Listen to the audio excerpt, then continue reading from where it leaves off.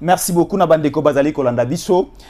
Partout à travers le monde, nous sommes en direct de Kinshasa, Tango Koki RDC, pour parler du pays, pour parler de l'actualité politique Kambo Kanabiso. Bozali Belé, Bozali Kolanda Biso Mokili Bobimba, c'est bel et bien les Kinabino, moi Nanabino. Jésus encore laissez-nous. Merci beaucoup Natango Koki RDC, merci beaucoup na équipe sur la réalisation et merci beaucoup aussi na DG Stéphane Balamwange. Pour la confiance au Azaliko Tchalikolo. Il y a notre modeste personne pour essayer de parler. Il y a au Italie Makambambo Kanabiso. Alors, comme annoncé, vous allez lire ensemble avec nous Makambo Tokolobela Lelo et aussi nous allons essayer de vous donner toutes les lignes. Il y a actualité, il y a Makambo Zaliko le Kanakatsambo Kanabiso. Vous avez déjà belé boaliko talabiso. Bolimi Sabiso peut-être Maloba Musuto kwa Koloba Boyawa.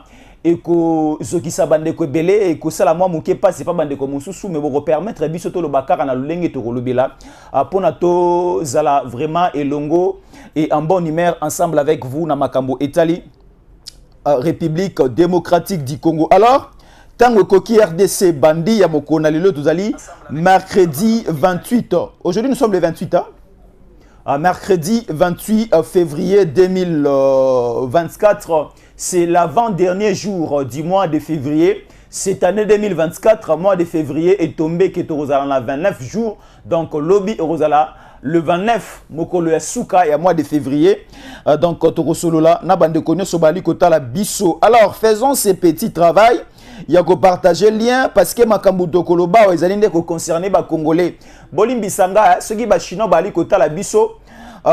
Makambo Tokoloba lelo bokoyo kanabino mais ils ont concerné quand des plus ba congolais boza na Chine, ba congolais boza na Japon, na Russie, ba congolais boali kota la biso na Ukraine, na Belgique, na France, na Allemagne, na Angleterre, bande kopé bali kota la biso depuis le pays de Galles, bande ko bali kota la biso na Canada, bande ko bali kota la biso na Gabon aussi bali kota la biso Sine bazé belé, bande ko bali kota la biso na Bujumbura na Burundi.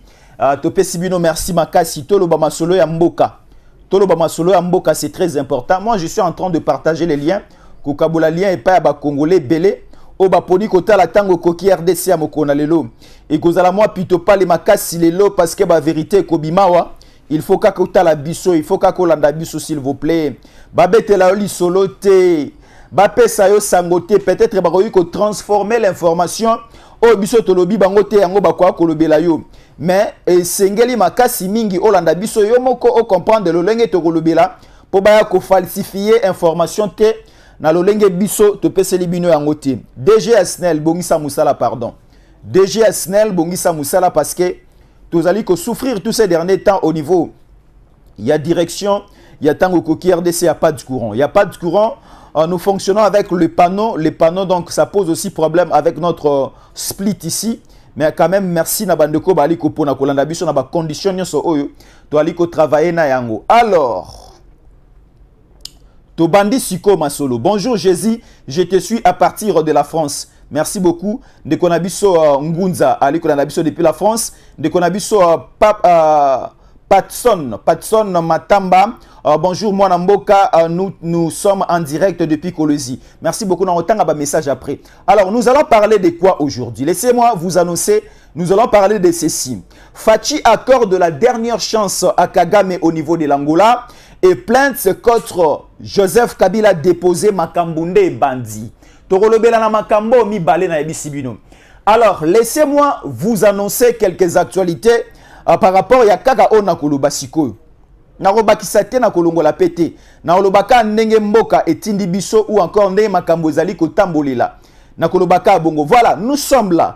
RDC, Félix Tshisekedi accepte le principe d'une rencontre avec Paul Kagame sous médiation angolaise. Na bandeli, hein? Félix Tshisekedi, président de la République démocratique du Congo, accepte le principe d'une rencontre avec Paul Kagame sous médiation angolaise. Voilà, Nabombi Ango, je vais commenter et je vais vous donner quelle ligne ya makambo peut-être boyo qui n'a noté ya makambo leka kilobi na Luanda na Angola. Alors, écoutez encore ceci, makambo oyo et matissimo lokito ya kanda na biso na tongwa lelo to kasiko. Écoutons ensemble ceci. Voilà, je lis ensemble avec vous.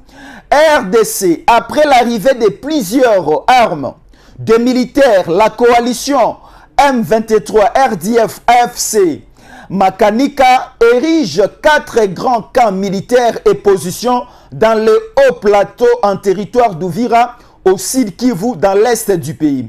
D'après plusieurs sources contactées dans cette zone, la situation a beaucoup avancé depuis 4 mois. La rébellion qui a commencé par l'installation des armes, l'arrivée des hommes de troupes de certains en tenue civile, ont décidé aujourd'hui de bâtir 4 grands camps sur les différentes collines d'Uvira. Uvira, Nenge Baotiko annoncé biso awa, Uvira se trouve au niveau, il y a province à Sud Kivu. Bandeko oya Kagame. Bandeko ba Rwandais, boli bisanga na benga ba bandeko. Bandeko ba Rwandais basali pito pale na Nord Kivu.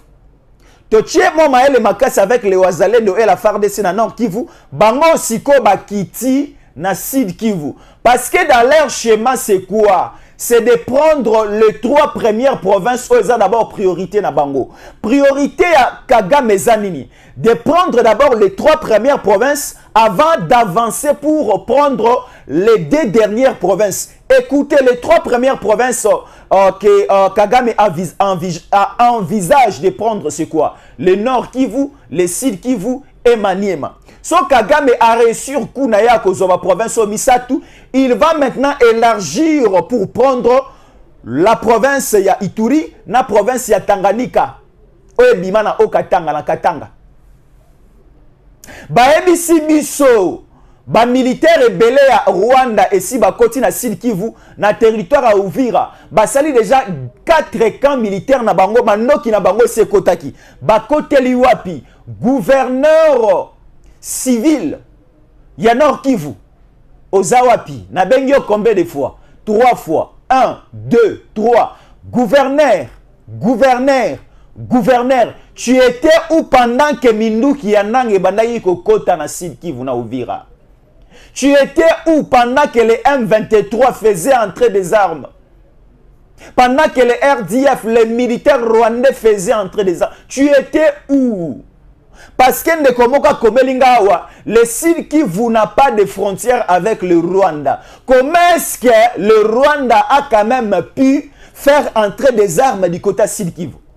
C'est qu'il y avait une coopération avec l'Ouganda, non? C'est qu'il y avait une coopération avec certaines nations, non? On en parlera. Alors, Théo Kassiko, nous serons trop directs.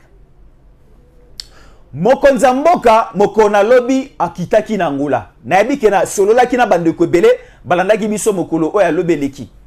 Mokonza mboka akena Luanda. Parce que ezalaki na agenda na ye.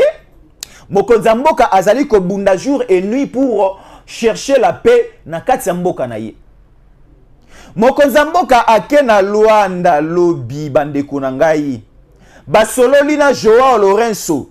Joao Lorenzo, aujourd'hui, il joue les rôles, il y a médiation, il y a médiateur. La République angolaise est comme une nation où ils allaient jouer rôle de médiation. À la tête, nous avons Joao Lorenzo. Basololi moi mingi lobina mokonza mboka. Kagame pa koya. Mokonza mboka nanga na bombite, bolimbisanga na bombite, bosilika pete. Mokonza mboka alobi, il donne la dernière chance na Kagame pour na masolo asuka. Mokonza mboka déjà, moi je ne suis pas surpris à Koyoka que le président de la République Fachi Beton a accordé une dernière chance à Kagame Yarosoloanaye. Parce que le président Fachi ici à Lobakiango, à Kinshasa, lorsque nous étions en face avec lui, na conférence de presse, à Kordaki, na ba journaliste congolais.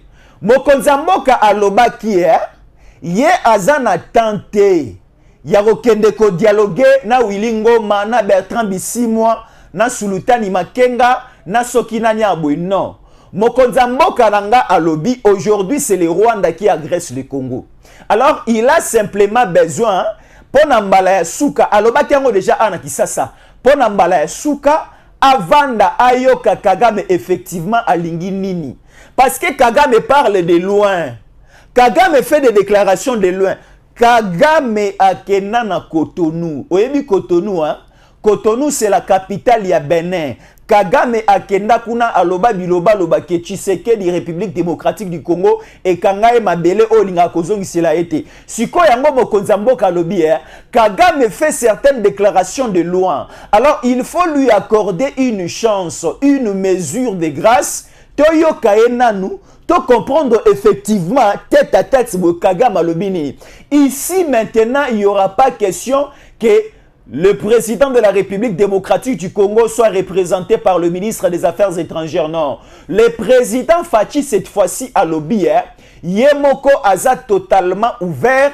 Ce que kozala na Angola, ce que kozala wapi bisika nyonso, mais akuta na kakande na Kagame, bavanda boye.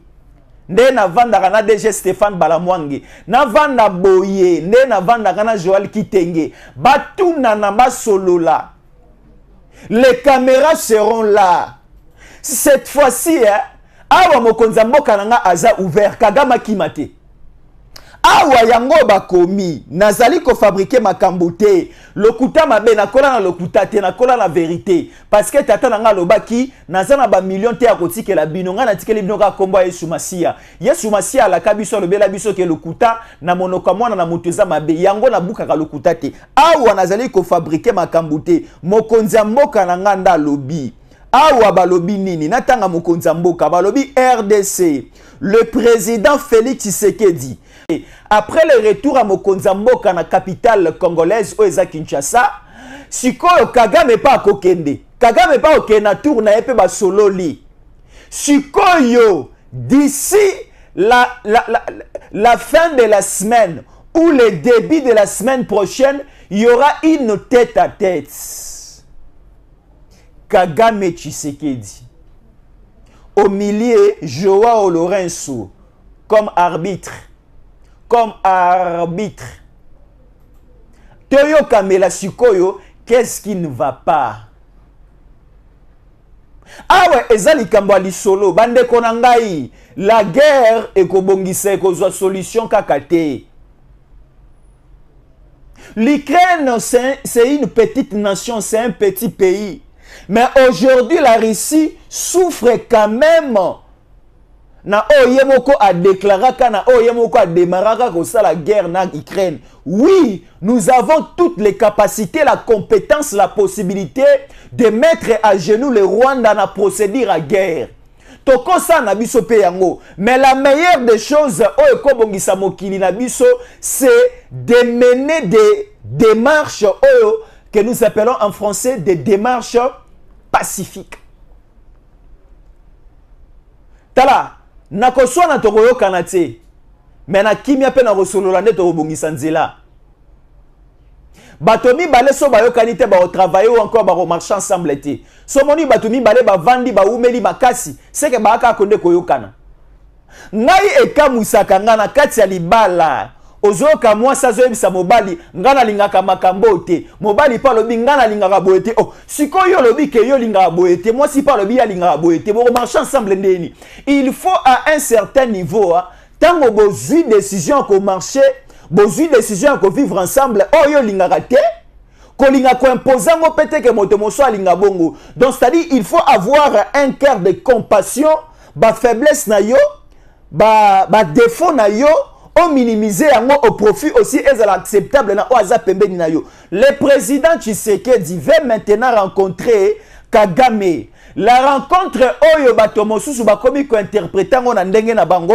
Oh, le président Tshisekedi veut vendre le pays au Rwanda. Le président Tshisekedi veut vendre le pays à Kagame. Le président Tshisekedi a accepté l'agenda de Kagame de libérer Mwanganchuchu. Le président Tshisekedi a accepté l'agenda de Kagame de céder Goma comme la capitale du Rwanda. Le président Tshisekedi a accepté l'agenda de Kagame de faire l'occupation de toute la province du Nord Kivu comme a été faite par Kabila. Kabila, laissez-moi vous rappeler 2009-2013, CNDP M23. 2009, c'était CNDP. 2013, Kabila avait donné au niveau à Nord Kivu 43% des responsabilités de commandement militaire, des régies financières, de gestion territoriale, ainsi de suite. 43% à Kagame. Alongwe na Nord Kivu asukita silicité akiti na Sud Kivu na Uvira na biso aboye oye sala ka mama baati pasi na motema walesa alobi apesa bango 37% des responsabilités.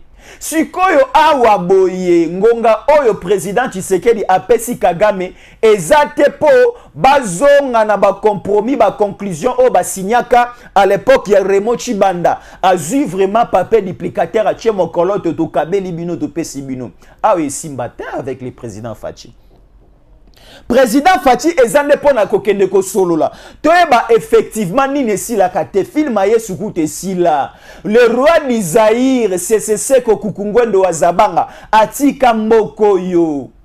Kabila adondwaki ba o bazalaki ne bakanisa ika kolongwa na bokonzite lelo azawa pakenda. Donc ce que Kagame fait et qu'Osilaka un jour, et la mission que le Dieu du ciel a donnée au président Tshisekedi, et na bolingo, oya patriotisme, a pesibiso ba Congolais lelo, oyo ba wazalendo pe bazanango, toro sili sabitumba oyo cette année.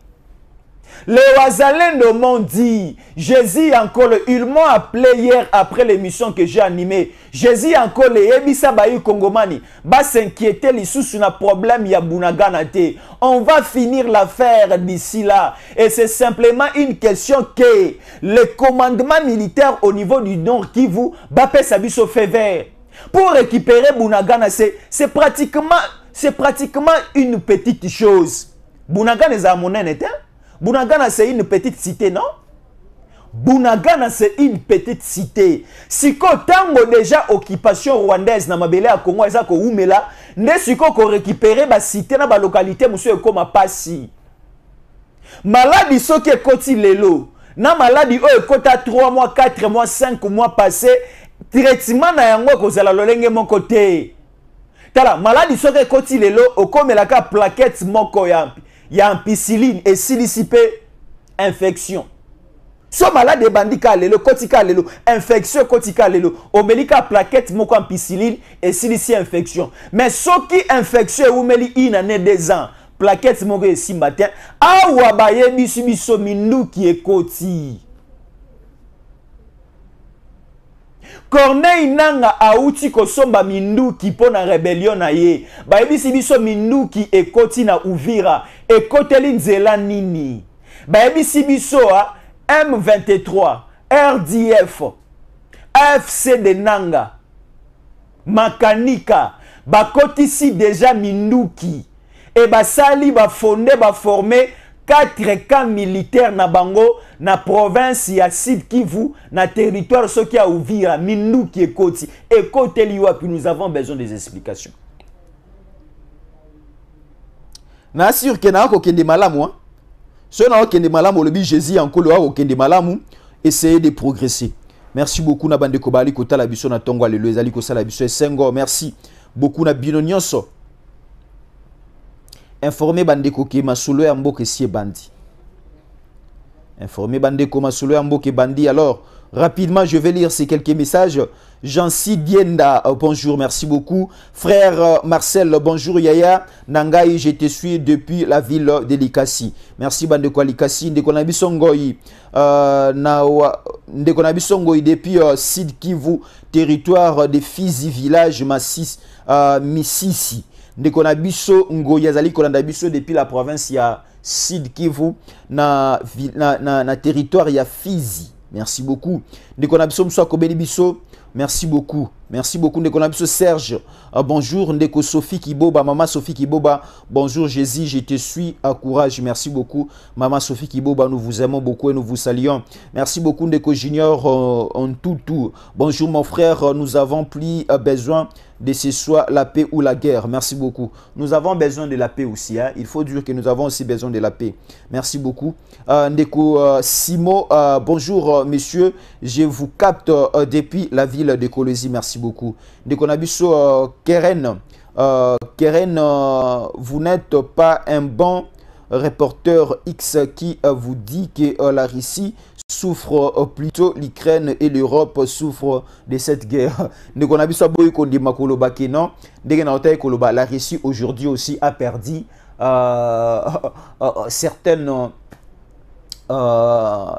certaines localités, certaines cités. Les Russie peut perdre biloko belé suite à la guerre. Et ça, la biloko na belé bungi, biloko na belé baby. Donc c'est-à-dire la guerre entre les deux pays va perdre. Est-ce que la guerre entre Russie et Ukraine, ata motomoko ya Russie a koufité? Est-ce que Atari Soumoko a koufité? Je ne sais pas. Merci beaucoup quand même. Merci beaucoup la famille Tango Koki RDC. Cédric, on vous suit 5 sur 5. Mon frère Siwabaka Nanga, Jean-Pierre Nanga depuis Paris. Merci beaucoup. Ndeko Jean-Paul Mutombo, Naza, na Kasai, territoire de Mweka. Il est beau. Merci beaucoup. Ndeko Fiston qui bige. Bonjour et courage, je te suis à partir de Kasumbalesa, qui est la paix reine, s'il vous plaît, en République démocratique du Congo. Ndeko Gili, bonjour Ndeko, merci beaucoup. Ndeko Cédric, oui, mon frère, 5 sur 5. Ndeko Michael, oui, Naza, Naye et Longo, merci beaucoup. Ndeko Die, qui l'a dit. Mais s'il vous plaît, messieurs les journalistes, vous avez entré de défendre Chilombo. Merci beaucoup. Merci beaucoup. Merci Ndekonanga. Nous devons défendre les institutions du pays, surtout les chefs de l'État, c'est très important. Nous défendons le chef lorsque nous voyons quelque chose de bien. Il y a un Rwanda, totikala koyebate. Lelo oyo ndekomoka benginga na Congo central na ouest. Na territoire à Songololo, a Bengingaï bakangi plus ou moins 10 militaires tout rwandais balati teni à FARDC. Banani bakot sabango. Awa siko mokonza mboka na ngai aboyi kokende na molili na butu. Parce qu'il y a la politique, il y a butu, il y a la politique aussi à moi. Mokonzi nanga a accepté ouvertement. Mindele bayoki, l'Union européenne yoki, États-Unis d'Amérique payoki que le président Fachi accorde une dernière chance à Kagame, à Koutananaye, à Sololanaye, et sans que Atinda envoyé spécial naye au ministre Affaires étrangères Kende yoka Kagame alobi nini. Non, Mokonzamboka alobi litoi naye mokofo eyoka Kagame. Kagame ngaye yu olukaka Fachi beton ngaye yu olobi nini. Toyoka Kagame akosala ba déclaration nini. Naebi sabino ke Congo jamais ekotaka ou bien ekotali kelemba na Rwanda. Non, tosala li kelemba na Rwanda te. Oyo mama li kelemba ezalaka Angola Joao Lorenzo et comme na tour kolia ya Rwanda, oh le Congo n'arrive pas à payer li kelemba o akota na Rwanda. Non, mama ya li kelemba ezalaka Angola te Rwanda te. Totikala pe kosala li kelemba na Rwanda na Kagame te. Mais au juste Congolais ti lelo boli misangana loba na ebite so bino boyebaka Congolais ti lelo to comprenaka te qu'est-ce qui ne va pas, qu'est-ce qui ne marche pas na moteur à Kagame pour à continuer ko boma kino lelo sikoyo to accorder ye chance Toyoka ye na masolo nyonso o Kagame a solo la na régime à 18 ans totikala koyoka ba vérité te message te mais cette fois-ci to koyoka pour ceux qui déjà Kagame devant mokonza mboka na ngai asengi Goma to pesa te parce qu'il y avait des bombardements ba militaires ya Rwanda na Goma et il voulait faire tomber la ville de Goma pour récupérer Yango. Tu as évité ce que Kagame a koya na papier na devant le président Tshisekedi, donnez-moi Goma pour que na Kimia. Et est-ce que aussi Tolingi toyeba Kagame lingi nini? Tokatela ye Masisi, tokatela ye Ruchuru, tokatela ye côté kuna ya Uvira ou encore quoi? Laissons, donnons la chance à Kagame. Et si na yoka et si na mona na relation à Batoumi Balé, motomongo a tombé na position infidélité, ba bebani ba kabwani. Moi ça silikeli mobali na kango na moi si mususu. Et par après, mobala lobi, moi si nanga limbi sangai. Nayebi ke naza moto mabe na tombaki na salaki mabe. Mais accorde-moi une nouvelle chance. Na osa sou mabe te. Awa sikoyo président Fachi alobaki escarmouche. Président Fachi alobaki a réunir les deux chambres du Parlement en congrès pour déclarer la guerre contre le Rwanda. Président Fachi asilikaki. Ba Congolais pe bazaya ko silika. Sikoyo tolobi to kiti mwa muke. Tolobi tokiti mwa muke, dernière chance. Naebi sibino, naebi tata na biso ya mboka malamu. Ngana lobaka boye, ngana bandi mosala ya koloba boye ya longtemps. J'ai eu quand même la maîtrise à kobanda koloba boye devant batebele il y a longtemps. Depuis 2007, na banda mosala oyo ya media ya koloba. Naza mwana moke na zolanda ba Eliezer Tambwe. Naza mwana moke na zolanda bandeko Basile Longo sima et pa papa na biso Roger Lumbala na RLTV. Mwana moke nazali ko vanda papa Eliezer azosala zoloba. Na vandi na moni papa Basile Longo azoloba. Wana ngai na ndeko pachu RFI to vandi na sima. Donc na yebi makambo na lobaka na bandi yango kala tozo keneti na ba IDPS. Tozoyoka les sphinx de l'imita zoloba. Donc cela veut dire quoi? Nayebi moi moke mokonzi mboka na ngai. Mokonzi mboka na ngai c'est un grand diplomate. Mokonzi mboka na ngai ayebi ba stratégie nyonso o akoyi ko utiliser pour prendre avec facilité quelqu'un qui n'a pas la volonté de s'unir avec lui. Dans un moment où tozali, laissez utiliser la stratégie qu'utilise notre chef. Parce que stratégie oh bande ko bele bazo minimiser lelo lobi bakoka mo ba osepela nango. Omoni yangwana. Donc c'est-à-dire lokola mokonza mboka na biso andimi asolola na Kagame asolola na ye. Soki sikoyo boyoki après lisolo ya président Fachi na Kagame et que président Fachi asololi na Kagame basilisi gome komi ya ba Rwandais wala sikoyo bolo ba fiston yankole omoni. Jésus encore omoni. Mais soki kaka tomoni que président Fachi tribune azali ko beta ballon te amona baerreur asore zalaki ngai nde na frapper yango bi ekoti na mona infirme Koka Vadio azotela match na stade des martyrs pour tout trésor a raté bi Koka wana lobi abuka na makolo abiso zalaki ngande na nga ocha yango. Oh mais yo za na makolo te makolo no za kolemba. Soko zaki na pesa tirzon pour tout ndonga au chabiona. Donc cela veut dire motono so azali banda azala na ba capacité ne so koyeba ke songa na koti songa azaki na nga sa boy. Mais na yebi sibino oyo schéma utilisé par le président Fachi bobeta gazon na nga ekofuta. Parce que c'est la dernière chance. Oyo ezaya suka toko ka suli solote ke ono o wane simbakate na Luanda siko boyebake na Zambie siko boyebake na Afrique du Sud basula non Luanda ezaya suka. Bande ko Luanda no sona pesi bino mbote. Merci beaucoup na hôtel abiso depuis Luanda.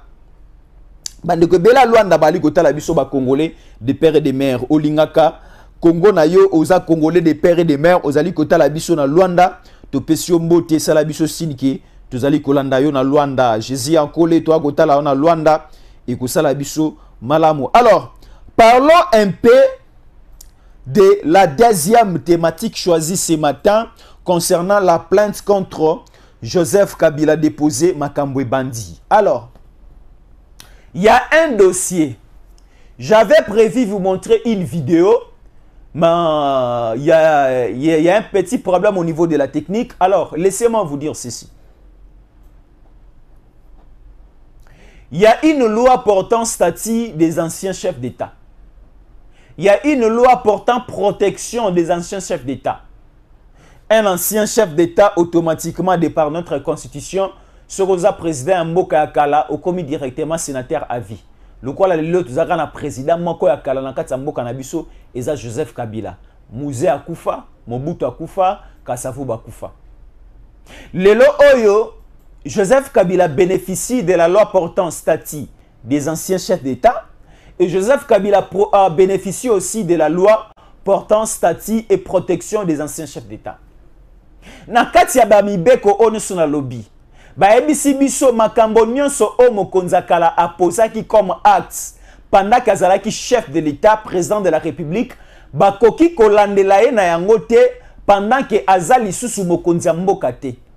Alors lelo il y a une famille awa bazali kolakisa biso que cette famille ezali kolobake bazalaki na diamant na bango ya talo makasi. Et diamant na bango wana ça a été ravi par l'ancien chef de l'État. Et lelo on a ba démarche non so basala ki diamant na bango introuvable depuis il y a 7 ans passés. Donc si nous reculons un peu en arrière, nous calculons 7 ans, l'ancien chef de l'État azalaki dans la fonction. Na makasi na nyo sozalaki na ngolo kwa mokonza mboka abotola diamant ya bato. Et diamant wana azalaki diamant ya talo makasi. Et ndeko wana komo na Théodore alandela makambo simba te parce que l'ancien chef de l'État azalaki na mandoki, azalaki na ba modèle nyonso ya ba capacité makasi nyonso parce que azalaki mokonza mboka bana ipe ko batela e soi-disant na ba militaire étranger. Diamant wana ebunga kakabo. Akenda tina koluka papa na biso Théodore kolo diamant. Akenda tina koluka papa na biso olengankoi. Pour aluka un peu ko faciliter tâche. A récupérer diamant na ye oyo jikaka abotola. Azwa gain de cause te. Aujourd'hui si koyo azwi nzela ya kokende ko porter plainte. Azwi nzela ya kokende ko porter plainte et alobi que nous sommes dans un état de droit. Est-ce que nous pouvons trouver gain de cause par rapport ya bien abiso par rapport eza diamant na ye. Diamant eza ya ye ba botola na makasi et puis ba botola diamant ba pesi même pas les 10% ya valeur ya qualité ya mbongo ya diamant ozagi nango même pas les 10%. Siko balobi boye okozala motomoko oibi oza moibi bakangi yo pona oibi bitabe mais bakoyi koya kotala yo boye moto muso abi non ai awa ibi bitabe menga abotola nga moto moto muso akoya awa abotolaka moto mais ngai a détournaka ngai mbongo moko boye na niveau entreprise. Donc c'est-à-dire lelo soki bakangi moto pour ko surcharger ma 23 c'est lui qui est en connivence avec le Rwanda batolane siko fo batele mabala muka pour surcharger cette personne. Ngana yebi na mibeko na biso ya ce que nous appelons la jurisprudence. La jurisprudence c'est une matière de droit oyo e permetaka place mibeko et permettre procédure oyo te et créer penzela na yango balobaka mai ato pesa ngo nzela te ko luka nzela nango ekoleka balobaka pe océan ata o melisi yango e pa fourmi akoya monene mpaka sa te ou bien éléphant ata ozu océan osali potopoto abongo tiango diamingo tiango miliki o melisi fourmi akoya ata monene mpaka sa te. Donc à niveau otozali la jurisprudence faut esala musala nango place mibeko za ko protéger moto amabe place mibeko za ko protéger un voleur place mibeko zali ko protéger un criminel. Il faut créer une jurisprudence pendant qu'on meka un peu ko kanga bato boye pour aussi décourager d'autres personnes à ne pas commettre ce que bandeko ba commetaki à leur époque. Sur lobby malam ou lobby qui na lobby malam. Donc c'est-à-dire il faut permettre que bandeko ebele bazala interpeller. Pour so lelo makambo ya diamé bimi bandeko rosimu kendi ba obima. Bandeko ya Armand bakobima, bandeko ya Floribert Chebe bakobima. Est-ce que boyebi nini esala que John Numbi alongwa inspecteur général à la police awa na Congo eza liwa ya Floribert Chebe ne Kabila alongola ka mbangu mbangu. C'est-à-dire que bayebani siko awa boye libote ya Floribert Chebe mama Chebe ti lelo zalaka na Canada. Maman Chebe na mona ye une fois na Belgique na matanga ya papa Etienne Tshisekedi. Alobi abi non. Papa Etienne azalaki koko ya bana nanga azalaki papa ya mobali nanga Floribert Chebe. Tango akufi boye azongisi molimo ne pa nkolo matanga na ye ya suka lelo za na Belgique na kukai kotika la simate fo pena ya na la kiselembo ya lungi na ngai. Siko bato nyonso oyo bazana besoin ata moto oyo ba détournant Tige côté na pas un régime passé aya ko se plaindre comme ça bato kili kili ya makambo mabe salama ya makasi basa aligné pe tokende siko na ba atteinte à la souveraineté de l'État. Comment toi, un chef de l'État, lorsque tu étais là, tu peux permettre de signer des papiers, de déléguer des délégations pour aller négocier et de céder la souveraineté de l'État à la hauteur de 43%, à la hauteur de 37% et pas à Kagame Rwanda. Tala siko lelo comme de la biso mambo belé. Le président Fachi n'a pris tout le temps de réfléchir, de faire et surtout de réorganiser, d'organiser, de construire son pays. Et aujourd'hui, nous réfléchissons comment est-ce que nous pouvons mettre fin à ce feuilleton, à cette série, à ces blablabla de Kagame. Bato nyonso bazaki sima ya makambu oto ali ko vivre nango lelo. Alors, il doit être interpellé, c'est très important. Mokonza mboka na biso alobaki que justice na biso ezala moi panne. Oui. Balobaka toute œuvre humaine ezala kaka na ba imperfection. Justice na biso lelo faut etelema elamuka. Même une invitation ya routine de la moto azalaki mokonzi akala. Même une invitation routine de l'été.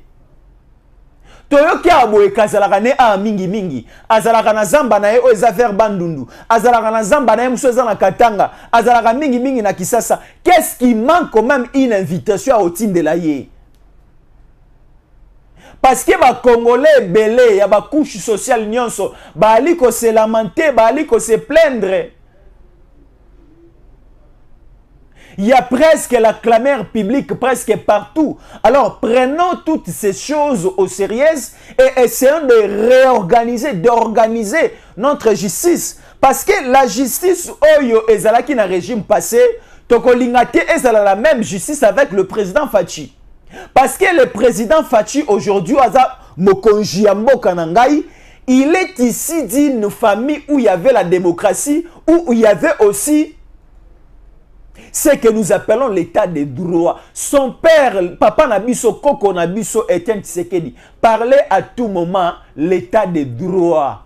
Le peuple d'abord. Aujourd'hui, ce ne sont pas les Bakondi d'abord, les autorités d'abord, non. Ici, c'est une question de nous, la population. Si nous étions marginalisés, si nous étions maltraités par une personne donnée, par un régime donné, oh bakamba moka, oh, même s'il y a une loi portant statut de sécurité ou encore de privilèges et avantages des anciens chefs d'État, mais il y a une jurisprudence qu'on peut créer pour essayer d'envoyer quand même une invitation à ces personnes.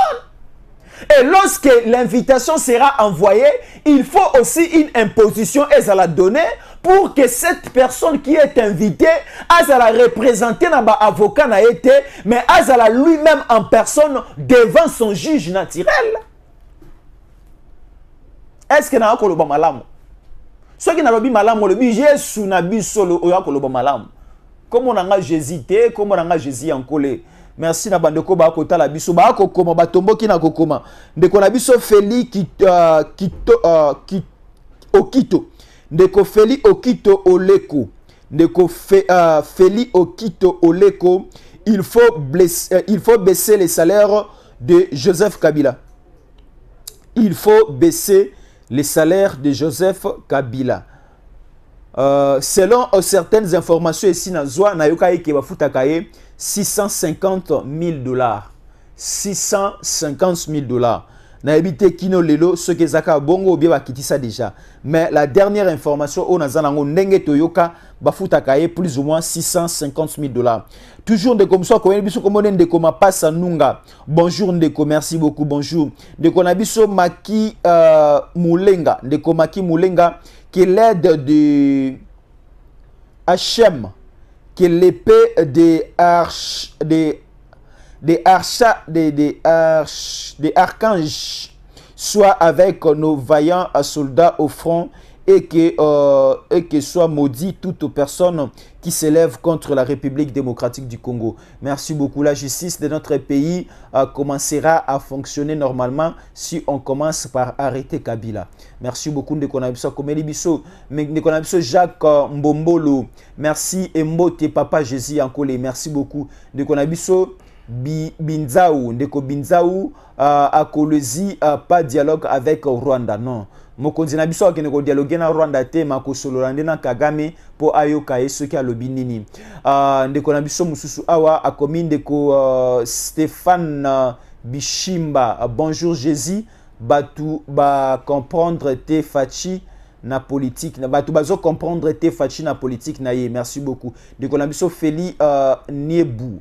Bonjour Ndeko, merci beaucoup pour votre retour à Ndeko. Merci beaucoup pour votre retour. Natango Koki RDC. Merci beaucoup Nazakaka. Merci beaucoup Ndeko Trésor Mwango. Bonjour collègue, je te suis à partir de Lubumbashi. Merci beaucoup collègue. Je te suis à partir de Lubumbashi. N'avez sur Ndeko Trésor Mwango. Azali P journaliste, c'est parce qu'il m'a appelé collègue. Je ne sais pas s'il est communicateur parce qu'il m'a appelé aussi collègue. Ndeko Nabiso Stam, l'homme fort, on t'aime beaucoup. Merci beaucoup. Ndeko Nabiso lobby que nous sommes les hommes forts. Biso tango koki RDC alengi biso makasi. Ndeko Msukomone Abraham Benoît. Bonjour, je suis Abraham depuis Afrique du Sud. Merci beaucoup. Ndeko Nabiso David Moulenga. Bonjour moi Namboka, je suis en train de te suivre en live en Zambie, précisément à Lusaka. David les Mouzelendo, des pères et des mères Lusaka. Merci beaucoup Ndeko Michael Tozali 4h47 na niveau ya États-Unis. Bandeko États-Unis siko baza 4h47 basali kolanda biso. Merci beaucoup. Na bandeko États-Unis to pesi bino mbote. Bandeko mso ba komeli biso komone die qui l'habille. Mais s'il vous plaît monsieur le journaliste, vous étiez encore de défendre Chilo. Merci beaucoup. Apparemment tout anga déjà message wana. Ndeko Agnès Mababa. Oui, bazali bien makasi akatumbi bakangisa bango kaka vraiment tolembi. Merci beaucoup. Ndeko na biso Émérance Ntumba. L'homme sage, je t'aime beaucoup à partir des Zambie. Émérance Ntumba, l'homme sage, Jésus Ankole nous t'aime. Parce que Tolobaki que le président Fachi accorde une chance. Bande connexion à réalisation, si vous pouvez nous aider avec les titres Fachi accorde. Il faut ajouter et à la fin des accords. Et vous allez moi mouké malamo. Merci beaucoup. Na Ndekonabiso, le réalisateur Pierrot Chibango qui est de l'autre côté. Fachi accorde la dernière chance à Kagame na Angola. Plans contre Kabila lancé Makambo Bandi. Merci beaucoup. Bien sûr, je vous ai parlé de la situation Yamakambo au Italie. Sommet Yamakambo Italie rencontre. Il y a Lobeleka qui na Luanda, Omo Konzambo Kananga, Solola qui na Joao Lorenzo. Et le président Fachi reste ouvert. Yako Yokasiko pour la dernière fois et c'est une dernière chance donnée à Kagame, Toyokaya Linginini, Alobinini, et comme ça il y aura aussi une redevabilité face à la population parce que Mboka Oizaya président na bisoté, Mboka Oizaya Fachite, mais Mboka Oizaya Bisonyonso, Mboka Oizaya la boulangerie papa tike la biso, ceux qui mapa ebeli na tongo, moi na nyonso za na droit ko zo lipa ba chelepe mwamba meliti na tongo. Donc Mboka Oizaya biso caoutchouc ya biso nonso bazamba bibale cuivre coltan tout eza ya biso nyonso mabele pe likolo nyonso toali komona na mopepe environnement nyonso ya Congo eza ya biso nyonso. Alors totiende président Fachi comme numéro 1 na biso kamba biso akende ayoke la biso Kagame alingi nini et comme ça il y aura une redevabilité ya makambo ba kosolola na ye biso pe toyoka Gome ko katisa te Masisi ko katisa te Nord Kivu pe ko katisa te otika la kanda ya biso tolengaki sikoyo pour la dernière fois Kabila solola na ba régime eleka pardon, Kagame solola na ba régime eleka. Mais si ko to pese chance à souka. Parce que na moment où tozali il fallait que to le cannabis déjà na guerre. Parce que to appelle déjà prêt na yango mindu ki zali nyonso ezali. Déjà stratégie dessin de guerre a été bien dessinée sur papier et pas à papa na biso Jean-Pierre Bemba. Mais to boyi ko le kana ben dessin, to boyi ko le kana makile tanga. To lingi to utiliser ba canon nyonso po to maîtriser Kagame.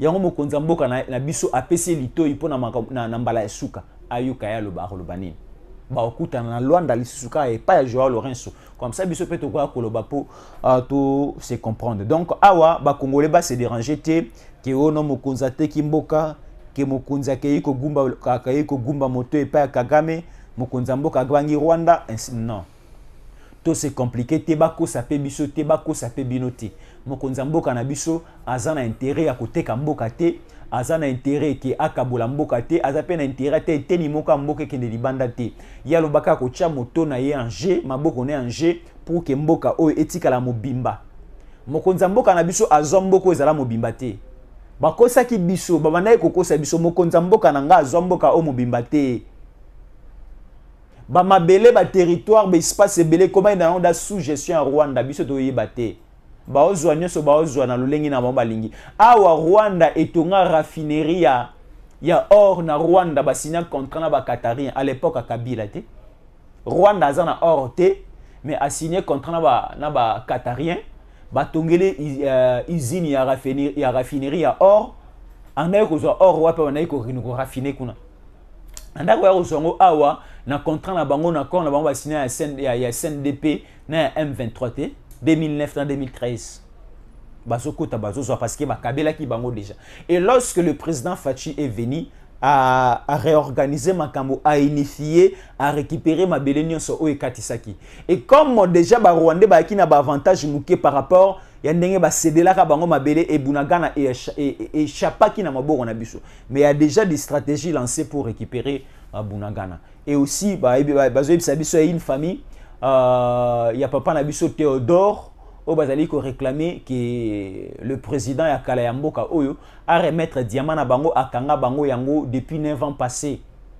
basali ba procédure nyonso ba koti bipai na bipai ba moni gain de cause te ba porter plainte alors plainte o ba porter contre le président honoraire ya mboka oyo pona makamba diamant tebi ke makamba minduki kobima tebi ke makambo ya ba viole kobima makambo ba tuerie kobima ba maître kobima ba makambo ebele ba plaignant ba kobima ba koye ebele donc c'est simplement hein, justice na biso de etelema elamuka ba interpeller ba benga mbonde koyo parce que tous en a besoin ta justice na biso la biso lembo ya crédibilité na yango joueur ata fouté match mobimba arrivé na 85e minute ce qui a marqué Karabi et racheté na go fouté na enyo sa fouta ki na match mobimba ce qui a marqué Bimoko et comme Bimise meilleur joueur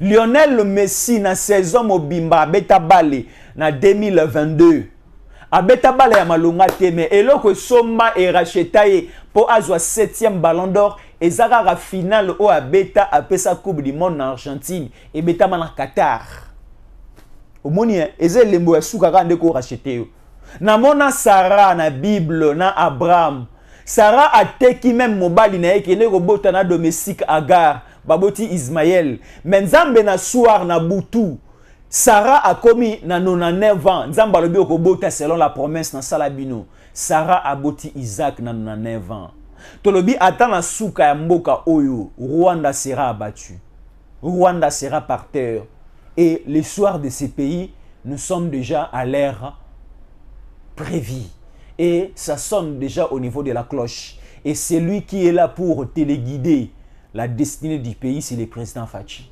Accordons-lui la chance. Merci beaucoup, c'était Jésus Ancolé. Je vous retrouve très prochainement. À la prochaine.